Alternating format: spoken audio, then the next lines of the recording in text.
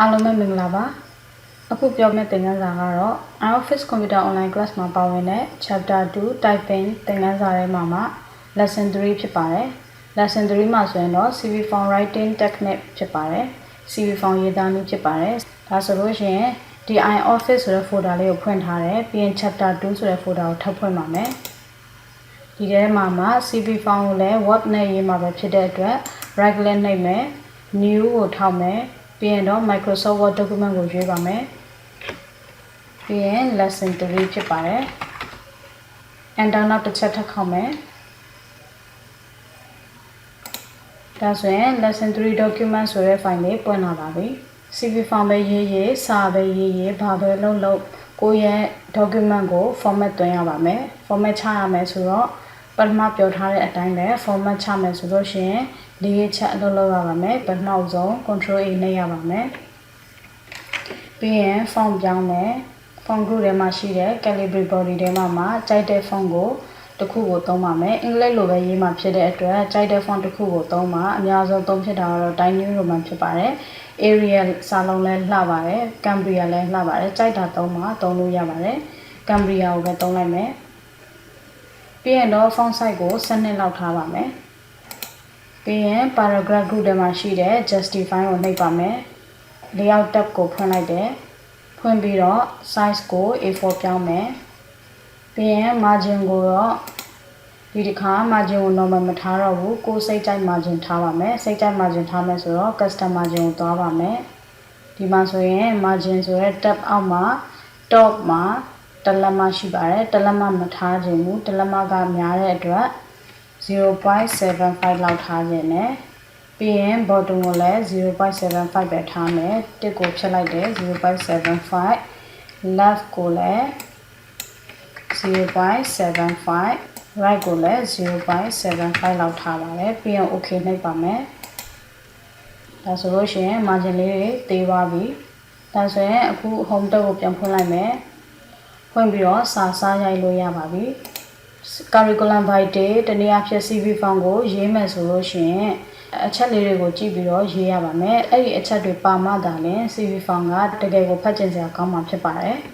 နံပါတ်1အချက်က personal profile ဖြစ်ပါတယ် personal profile မှာဘာတွေပါဝင်မလဲဆိုရင်နာမည်တွေပါမယ်ဖုန်းနံပါတ် email လိပ်စာအသက်တွေ marital status တွေစတာတွေပါရပါမယ်နံပါတ်2အချက်ကတော့ educational background ပါပါမယ် educational background မှာဆိုလို့ရှိရင်ကိုတက်ထားတဲ့ကျောင်းတွေရထားတဲ့ဘွဲ့တွေ diploma တွေ certificate တွေဖော်ပြပါမယ်နံပါတ်3အချက်က skill တွေဖော်ပြပေးရပါမယ်ကိုဘာတွေလုပ်နိုင်လဲလုပ်နိုင်တဲ့ skill တွေဖော်ပြပေးရပါမယ်နံပါတ်4အချက်ကတော့ working experience ပါရပါမယ်နံပါတ်4အချက်ကကိုလုပ်ကင်ခဲ့တဲ့အလုပ်တွေကိုထည့်ပေးရမယ်ပြီးရင်အဲ့ဒီလုပ်ကင်ခဲ့တဲ့အလုပ်မှာအလုပ်တစ်ခုမှာကာလဘယ်လောက်လုပ်ခဲ့လဲပြီးရင်ဘာတွေလုပ်ခဲ့လဲဆိုတာကိုထည့်ပေးရပါမယ်နံပါတ်5အချက်ကတော့ achievement ဖြစ်ပါတယ် achievement ကတော့ကိုယ့်ရဲ့လုပ်ငန်းခွင်မှာဖြစ်ဖြစ်ဒါမှမဟုတ်ရင်ကိုယ့်ရဲ့ကျောင်းမှာဖြစ်ဖြစ်ရရှိတဲ့အောင်မြင်မှုလေးတွေဘဝမှတ်တိုင်လေးတွေကိုထည့်ပေးရမှာဖြစ်ပါတယ်မရှိဘူးဆိုလို့ရှိရင်ထည့်စရာမလိုပါဘူးနံပါတ်5အချက်က optional ဖြစ်ပါတယ်နံပါတ်6အချက်ကတော့ objective ထည့်ရပါမယ် objective မှာဆိုလို့ရှိရင် career objective ဖြစ်ပါတယ် career objective ကတော့ကိုလျှောက်တဲ့အလုပ်ပေါ်မူတည်ပြီးတော့မှ objective ရေးရမှာဖြစ်ပါတယ်အဲ့ဒီမှာတချို့ဆိုလို့ရှိရင် objective ကိုအသေးသုံးတတ်ကြတယ်အသေးမသုံးပါနဲ့ objective ကိုရေးတဲ့အခါမှာဆိုလို့ရှိရင်ကိုလျှောက်တဲ့အလုပ်ရာထူးပေါ်မူတည်ပြီးတော့ objective ကိုပြောင်းလဲပြီးတော့ရေးသားပေးရပါမယ်နံပါတ်9အချက်ကတော့ expected salary ပါရမယ်နံပါတ်10အချက်ကတော့ availability ပါရပါမယ်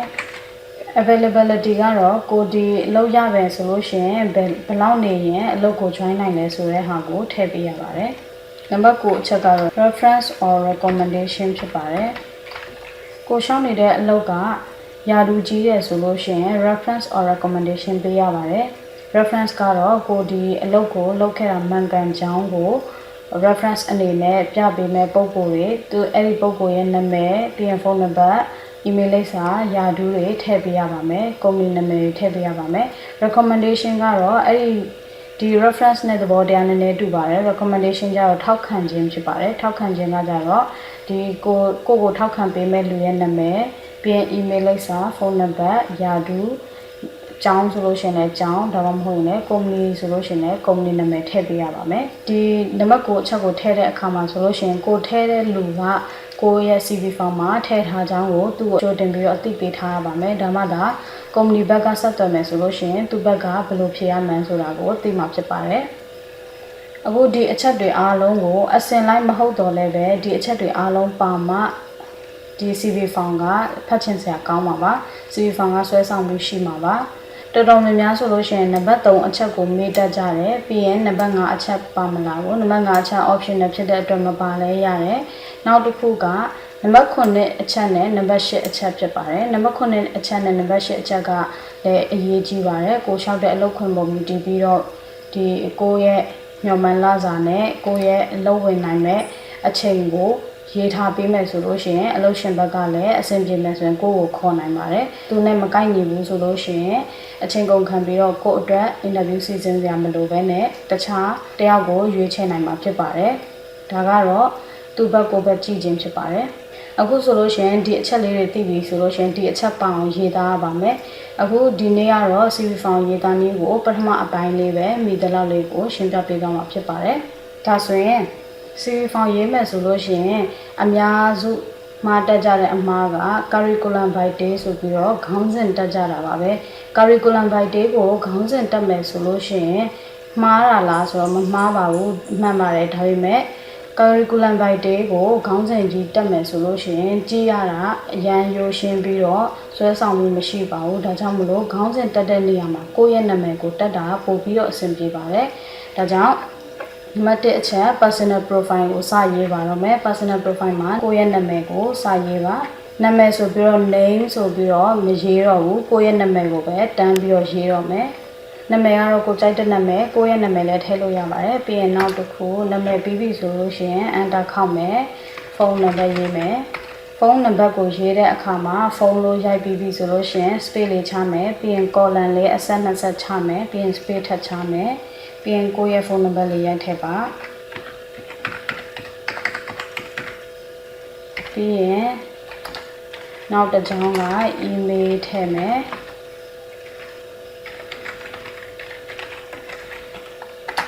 နောက်တစ်ကြောင်းက address ထည့်ပါမယ်ဒါဆိုလို့ရှိရင် personal profile အချင်းလေးပြီးသွားပြီ personal profile ကိုဒီနေရာမှာ teacher ကနှစ်ပိုင်းခွဲရေးသွားပါမယ်ဘာဖြစ်လို့လဲဆိုတော့ personal profile မှာဆိုလို့ရှိရင်ဒီအပိုင်းလောက်လေးပဲကိုအလုပ်ရှင်ကအရင်စိတ်ဝင်စားတာပါကျန်တဲ့အပိုင်းတွေကိုတော့အရင်စိတ်မဝင်စားဘူးဒါကြောင့်မလို့အဲ့ဒီအစိတ်မဝင်စားတဲ့အပိုင်းကိုတော့နောက်မှရေးမယ်အရေးကြီးဆုံး contact info လေးကိုတော့အပေါ်မှာတင်ထားလိုက်ပါမယ်အခုဒါ personal profile ရဲ့ပထမပိုင်းဖြစ်တဲ့ contact info လေးကိုရေးပြီးပြီဆိုလို့ရှိရင် enter ခောက်မယ်နောက်ခေါင်းစဉ်တစ်ခုကိုသွားမှာဖြစ်တဲ့အတွက် enter နောက်တစ်ချက်ထပ်ခောက်ပါမယ် enter နှစ်ချက်ချလိုက်ပါတယ်နောက်တစ်ခုက career objective ကိုရေးပါမယ် career objective ပါဒါဆိုရင် career objective ကိုစာပိုက်လေးနဲ့ရေးရပါမယ် career objective ရေးတဲ့အခါမှာအတူဆုံးနဲ့အရှင်းလင်းဆုံးကိုရေးရမှာဖြစ်ပါတယ်ကိုယ့်ရဲ့ပြီးခဲ့တဲ့လုပ်ငန်းခွင်မှာဘယ်လိုလုပ်ခဲ့လဲကိုဘယ်လောက်အတွေ့အကြုံရှိလဲပြီးရင်ဒီ career ကိုဒီအလုပ်ကိုဘယ်လောက်လိုချင်လဲဆိုတာကိုရေးပေးရမှာဖြစ်ပါတယ်ဒါကြောင့်မလို့ career objective ကိုမရေးတတ်ဘူးဆိုလို့ရှင်တော့ browser မှာရှာပါ browser မှာ career objective အစုံရှိပါတယ်အခုတခြားအနေနဲ့ HR assistant ရဲ့ career objective လေးကိုရေးမှာဖြစ်ပါတယ်ရေးမယ်ဆိုတော့ကိုကစာစီလို့လည်းမတက်ဘူးပြီးရင်ကိုရေးချင်တဲ့အကြောင်းအရာကိုလည်းရေးလို့မတက်ဘူးဆိုလို့ရှင်တော့ Google မှာရှာလို့ရပါတယ်အဲဒါကြောင့်မလို့ internet လေးချိန်ထားပေးပါပြီးရင်တော့ browser ဖွင့်လိုက်ပါ browser ဖွင့်လိုက်ပါပြီ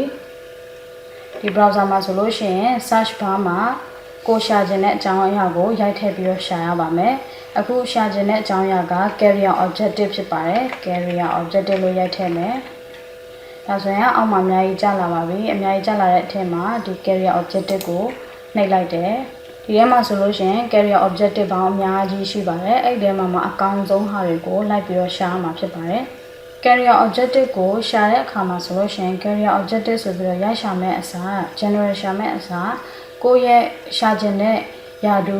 လုပ်ငန်းခွင်ကိုသိတယ်ဆိုလို့ရှိရင်တခါတည်းအဲ့ဒီ career objective အတွက်ကိုရှာလို့ရပါတယ် တီတီကြကြရှာမယ်ဆိုလို့ရှင်တော့အဖြေပို့ပြီးတော့ကောင်းပါပါဒီမှာဆိုလို့ရှင်ဒီ search bar ကိုနှိပ်လိုက်တာနဲ့အောက်မှာ career objective for student resume for fresher ဘာညာအကုန်ကြလာပါတယ်ဒါ fresher တွေအတွက်လည်းရေးလို့ရတယ် career objective လေးတွေလည်းရှိပါတယ်အခုဒါဆိုလို့ရှင် HR assistant ရဲ့ career objective ကိုရေးမှာဖြစ်တဲ့အတွက် career objective for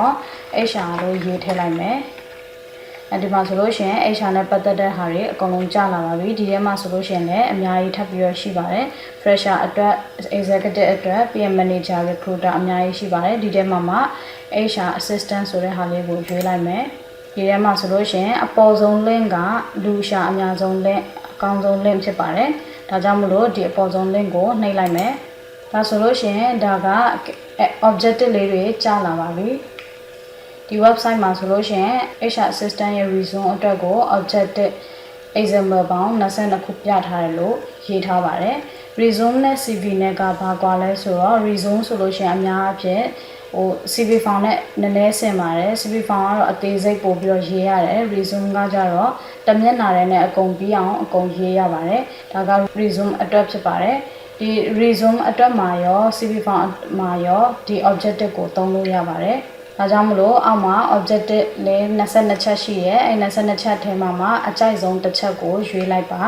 နံပါတ်9အချက်ကိုရွေးလိုက်ပါမယ်နံပါတ်9အချက်ကတင်တော်တဲ့အတွက်နံပါတ်9အချက်ကိုရွေးလိုက်တယ်ပြီးရင် control C နှိပ်လိုက်မယ်ဆက်လက်လုပ်ပြီးတော့ control C နှိပ်ပါသို့မဟုတ် right click နှိပ်ပြီးတော့ copy ယူလည်းရပါတယ်ပြီးရင်ကိုယ့်ရဲ့ word file လေးကိုဖွင့်လိုက်ပါဖွင့်ပြီးတော့မှ career objective ဆိုတဲ့ခေါင်းစဉ်အောက်မှာ cursor လေးပေါ်နေတဲ့နေရာမှာ control V နှိပ်ပါဒါဆိုလို့ရှိရင် browser မှာကြာလာတဲ့ font လေးအတိုင်းဖြစ်နေပါတယ်ဒီ font ကိုမှကိုယ့်ရဲ့ font ပြန်ပြင်ပါမယ်ဒါလေးတွေကို select ပြန်လုပ်ပါselect လုပ်ပြီးတော့မှကိုရွေးထားတဲ့ font က Cambria ဖြစ်ပါတယ် Cambria ကိုရွေးပါပြီးရင်တော့ font size ကို12လောက်ထားပါပြီးရင် font အရောင်လေးကိုလည်းအမဲပြန်တင်ပါမယ်သူရဲ့ font ကအခဲရောင်လေးဖြစ်နေတယ်ဒါကြောင့်မလို့ font အရောင်လေးကိုအမဲပြန်တင်လိုက်ပါတယ်ပြီးရင်တော့ enter ခောက်ပါဒါကတော့အသင်ယူလိုက်တာပါ browser ကနေအသင်ယူလိုက်ပါတယ်ကိုယ့်ရဲ့ယာတူကိုယ့်ရဲ့ career ပုံမူတည်ပြီးတော့မှ browser ကနေရှာပြီးတော့အသင်တော်ဆုံးကိုယ့်နဲ့အကိုက်ညီဆုံးကိုရွေးချယ်ပြီးတော့ copy paste ချလိုက်ပါ career objective ပြီးပြီဆိုလို့ရှင်တော့အများအဖြစ်အလုပ်ရှင်တွေအများစု CV form ကိုဖတ်မယ်ဆိုလို့ရှင်အရင်ဆုံးကြည့်ရပါလဲဆိုတော့နာမည်ကြည့်တယ်ပြီးရင်တော့လိပ်စာကြည့်ပါတယ်ဘာကြောင့်လိပ်စာကိုကြည့်လဲဆိုတော့ကိုယ့်ရဲ့ company နဲ့အလုပ်လျှောက်ထားတဲ့သူရဲ့နေရလိပ်စာနဲ့ဘလောက်ဝေးလဲဆိုတာကိုခံမှန်းခြင်းလို့ပါအကယ်အရန်ဝေးမယ်ဆိုလို့ရှင် DCV form ကိုဆက်ပြီးတော့ဖတ်မှာမဟုတ်ပါဘူးသူရဲ့ company နဲ့အနီးတစ်ဝိုက်ကိုပဲပေါ်မှာဖြစ်ပါတယ်တချို့က ferry ရှိတဲ့ company မျိုးဆိုလို့ရှင်တော့ဒီလိပ်စာကိုမကြည့်ဘဲနဲ့ working experience ကိုတွားပြီးတော့ကြည့်မှာပါဒုတိယအချက်အနေနဲ့ working experience ကိုကြည့်မှာဖြစ်ပါတယ်လိပ်စာကိုဦးစားမပေးတဲ့ company တွေဆိုလို့ရှင်တော့ပထမဆုံးအချက်က working experience ကိုကြည့်မှာဖြစ်ပါတယ်ဒါကြောင့်မလို့career objective ရေးပြီးပြီဆိုလို့ရှိရင် working experience ရေးမယ် enter နောက်တစ်ချက်ထပ်ခောက်လိုက်တယ်ပြီးရင်တော့ working experience ဆိုပြီးတော့ခေါင်းစဉ်တက်မယ်အဲ့မှာကိုယ့်အတွက် working experience ရှိမယ်ဆိုလို့ရှိရင်ကိုလုပ်ထားခဲ့တဲ့အလုပ်ရာထူးတွေပြီးရင် company နာမည်ကာလဘာအလုပ်တွေလုပ်ခဲ့လဲဆိုတာကိုရေးပေးရမှာဖြစ်ပါတယ်မရှိတဲ့ကျောင်းသူကျောင်းသားတွေအတွက်အနေနဲ့ကတော့ကိုယ့်ရဲ့အကြောင်းမှာဘာ project တွေလုပ်ခဲ့လဲပြီးရင်ဘာ thesis တွေလုပ်ခဲ့လဲဆိုတာကိုရေးပေးလို့ရပါတယ်ဒါဆိုလို့ရှိရင် working experience ဆိုတဲ့ခေါင်းစဉ်အောက်မှာနံပါတ်1အချက်က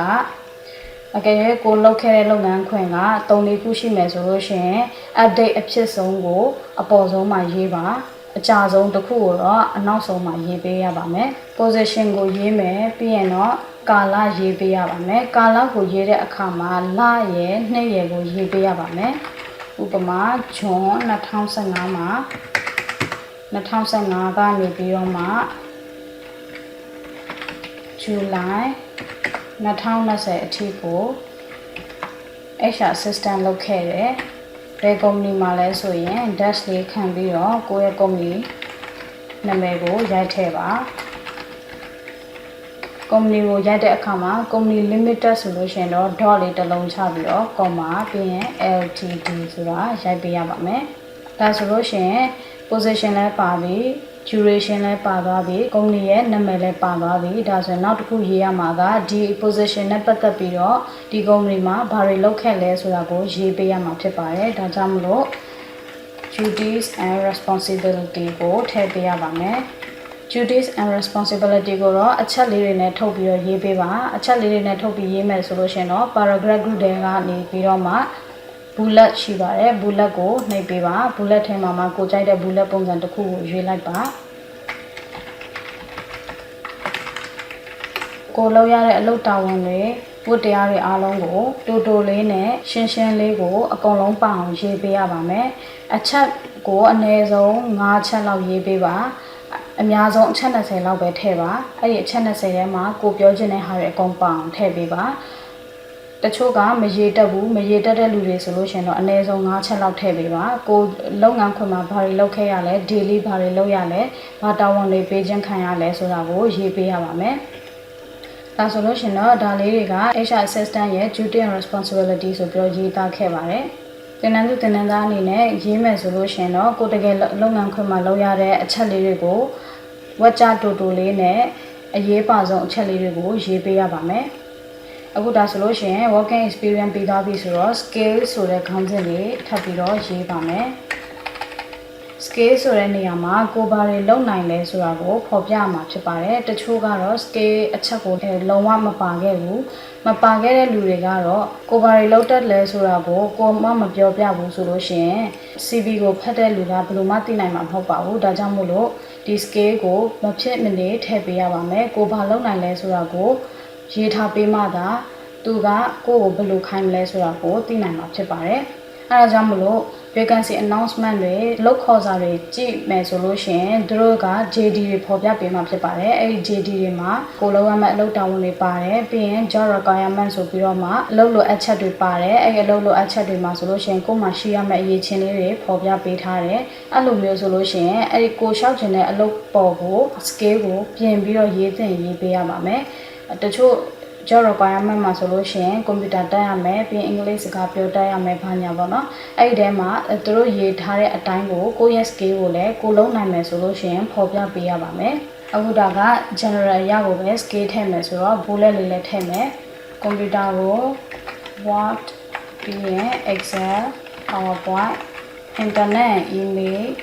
ဒါတွေရတယ်ဆိုလို့ရှိရင်ထည့်ပေးပါပြီးရင် language skill မှာဆိုလို့ရှိရင်လည်းကိုဘယ် language ကိုအားတာလဲဘယ် language ကိုရလဲဆိုတာကိုထည့်ပေးရပါမယ်ကို English ရထားတယ်ဆိုလို့ရှင်လည်း English ကိုဘယ် level ရလဲဆိုတာကိုထည့်ရေးပေးရပါမယ် Japanese ဆိုလို့ရှင်လည်း level ဘယ်လောက်ဆိုတာကိုထည့်ပြီးတော့ဖော်ပြပေးရပါမယ်နောက်ပြီးတော့ကိုအထူးတည်တံ့ကျွမ်းကျင်တဲ့ဟာလေးကိုလည်းထည့်ပေးရပါမယ်ဥပမာHR မှာဆိုလို့ရှင် payroll တွက်တဲ့နည်းတွေအကယ်၍ကိုက advanced Excel တက်ထားရဆိုလို့ရှိရင် profession in advanced Excel ဆိုပြီးတော့ထည့်လို့ရပါတယ်။ဒါဆိုလို့ရှိရင်ကိုလုံးနိုင်တဲ့ scale လေးတွေကိုဖော်ပြပြီးသွားပါပြီ။ဒါဆိုရင်အခုသင်ခန်းစာကတော့ပထမပိုင်းအနေနဲ့ဒီလောက်အထိပဲရပ်နာလိုက်ပါမယ်။ဒီမှာဆိုလို့ရှိရင်ပြောသားတာတွေကတော့ personal profile တွေကမှ contact info လေးထည့်တယ်ပြီးရင်တော့ career objective ထည့်တယ် working experience လေးတွေဖော်ပြပေးရမယ်ပြီးရင် skill ဆိုတာပါရပါမယ်ဒါတွေအားလုံးကိုနောက်ပိုင်းမှာပြန်ပြီးတော့ formatting ပြန်ချပါမယ်